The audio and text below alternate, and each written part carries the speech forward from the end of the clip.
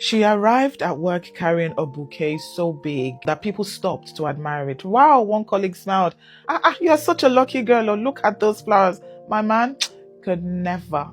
She laughed, but she wasn't laughing because it was funny. She was laughing because nobody knew those flowers had arrived just 24 hours after he had wrapped his hands around her neck.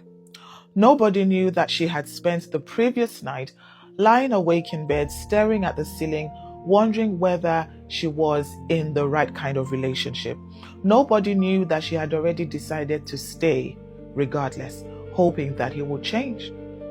It's interesting, isn't it? If she had walked into work with a black eye, everyone would have been horrified.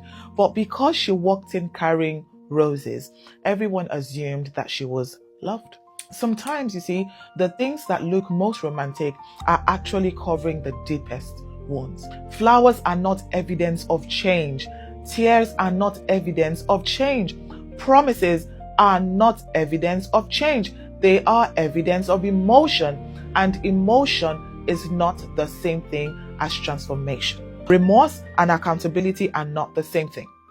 And confusing the two can be incredibly dangerous. Think about it. Someone can feel genuinely guilty. They can hate themselves for what they did. They can cry until there are no tears left. They can even, believe with all of their heart that they will never do it again. And then they do. Why? Because emotion doesn't automatically produce transformation.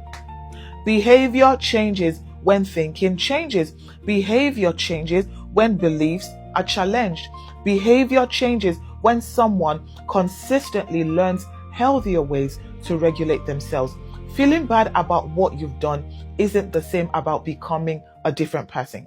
And that is why an apology on its own is never enough evidence. Now, let me be clear.